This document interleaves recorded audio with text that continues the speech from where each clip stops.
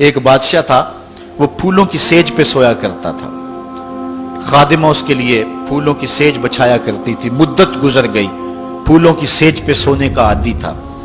ایک دن خادمہ نے سوچا، لونڈی نے سوچا، روزانہ بادشاہ اس سیج پہ سوتا ہے، پتہ نہیں کیا لطف ہوگا۔ اس سیج کا لطف اٹھانے کے لیے وہ بھی لیٹ گئی۔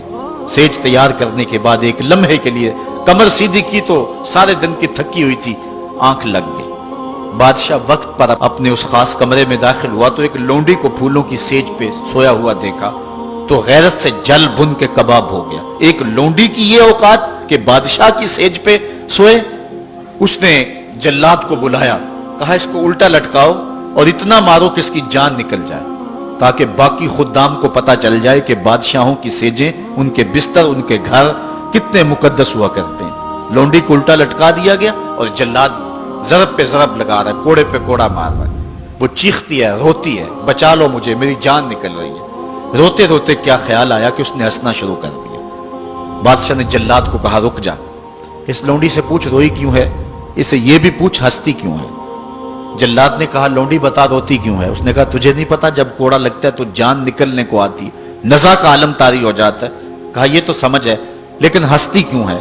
کہا ہنسی مجھے اس بات سے آئی ہے کہ چند لمحوں کے لیے سوئی ہوں، اتنی تکلیف کاٹ رہی ہوں، سوچا عمر بھر ہو گئی سوتے ہوئے، جس کو اس کا کیا بنے گا، جس کی زندگی بیت گئی اس سیج پہ سوتے ہوئے، اس کا کیا بنے گا۔ صاحبو، یہ دنیا پھولوں کی سیج نہ بنائیں، اس دنیا کو اللہ کی عبادت کے لیے گزاریں، ذکر فکر میں گزاریں، سحری کے وقت اٹھ کے مصلے پہ کھڑا ہو کے رونا سیکھیں، اللہ کے حضور آئیں، رزق کی تلاش میں رازق کو بھول نہ جائیں۔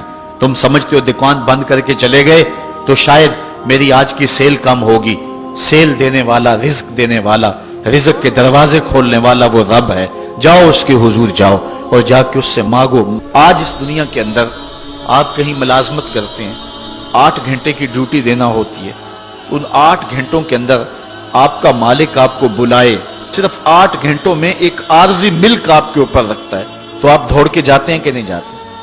آپ کے مہمان بھی آپ کے پاس بیٹھے ہوں اور آپ چائے بھی ان کو پلا رہے ہوں، لیکن باس بلا لے آپ کو اور وہ گھنٹی دے تو آپ بیل پہ سب کو چھوڑ کے بھاگتے ہیں کہ نہیں بھاگتے؟ مہمانوں سے بھی معذرت کرتے ہیں، مجھے باس نے بلایا، آپ دوڑتے جا رہے ہیں۔ یار ایک دنیا کا باس بلائے تو مہمانوں کو چھوڑ کے، چائے کو چھوڑ کے، مرغن غذاؤں کو چھوڑ کے، سب کو چھوڑ کے بھاگ جاتے ہیں، اور رب کا نمائندہ پکارے حی علی الصلاۃ اور حی علی الفلاح، جو بندہ اس کے حضور نہ جائے کتنا بڑا بد نصیب ہے، کتنی بد نصیبیاں اس کا مقدر ہیں کہ جو اس کے حضور۔ لیکن یہ اللہ تعالیٰ جل شانہ کی رحمت کی عمومیت ہے۔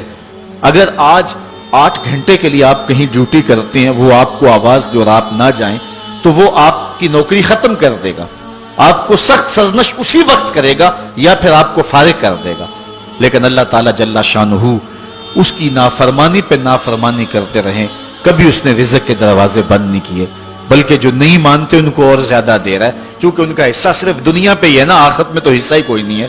بلکہ فرمایا اگر مسلمانوں کی دل جوئی کا لحاظ نہ ہو تو میں کافروں کے گھروں کی سیڑھیاں بھی سونے اور چاندی کی بنا دوں، چونکہ انہوں نے دنیا کو دیکھا ہے، آخرت ابھی دیکھی نہیں ہے، ورنہ جو ان کے لیے آخرت میں رکھا گیا ہے، دنیا کی کوئی شے ان کے نزدیک حیثیت ہی نہ رکھے۔ بلکہ حدیث میں آتا ہے، صاحب مشکات نے اس کو لکھا کہ دنیا کے اوپر جس کو سب سے زیادہ تکلیفیں پہنچی ہوں گی وہ جنت میں لے جایا جائے گا، اور ایک مرتبہ جنت میں جو ہے وہ داخل کر کے نکال دیا جائے گا، اور کہا جائے گا کہ بتا دنیا کے اوپر تجھے بڑی تکلیفیں پہنچی؟ وہ کہے گا یا اللہ مجھے تو کوئی تکلیف پہنچی ہی نہیں ہے۔ جنت کی صرف آب و ہوا سارے دکھ ختم کر دے گی، اور جس نے تخت و تاج پہ بیٹھ کے بھی زندگی ساری گزاری ہو، حدیث میں آتا ہے اس کو جہنم میں ایک ڈبکی لگائی جائے گی، اور پھر اس کو کہا جائے گا بتا تو دنیا کے اوپر کوئی راحت پائی ہے؟ وہ کہے گا مالک دنیا کے اوپر میں نے کوئی سکھ دیکھا ہی نہیں ہے۔ ایک ہوتا جہنم کے اندر دیا جائے گا، دنیا کے سارے سکھ ہی بھول جائے گا کہ میں وہاں بادشاہ ہوا کرتا تھا، میں وہاں حکمران ہوا کرتا تھا، پوری دنیا کو میں نے جو ہے وہ ریوڑ کی طرح ہانکا تھا اور انسانیت کا قتل کیا تھا، میری رونت اور میرا تکبر دنیا کو جکا دیتا تھا۔ اس کو کوئی شے اور اپنی کوئی آکڑ اور کوئی بات یاد نہیں رہے گی، صرف ایک ڈبکی کی بات ہے۔ اور جس نے دکھ پہ دکھ کاٹے، غربت، تنہائی، دکھ، اذیت، مصائب، آلام، مشکلات، لیکن ایک بار جنت سے گزار کر کے جنت کی صرف آب و ہوا ہی سنگھائی جائے گی تو اس کو کہا جائے گا بتا دنیا کے اوپر تجھے کوئی دکھ پہنچا؟ وہ کہے گا میرے رب دنیا پہ مجھے کوئی دکھ نہیں پہنچا. اب بتائیے کہ اللہ کے حضور ہم حاضر ہوں یا کہ دنیا کوئی منشا و مقصود بنا لیں؟ ہماری زندگی کی ڈگر کیا ہونی چاہیے؟ پہلی بات تو یہ ہے کہ جنت کے مقابلے میں اس دنیا کی حیثیت ہی کوئی نہیں.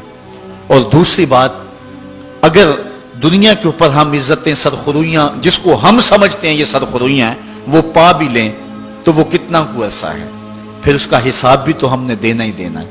اس لیے ہم دیکھ لیں جتنا برداشت کرتے ہیں اس کے مطابق جو ہے وہ ہم چلیں.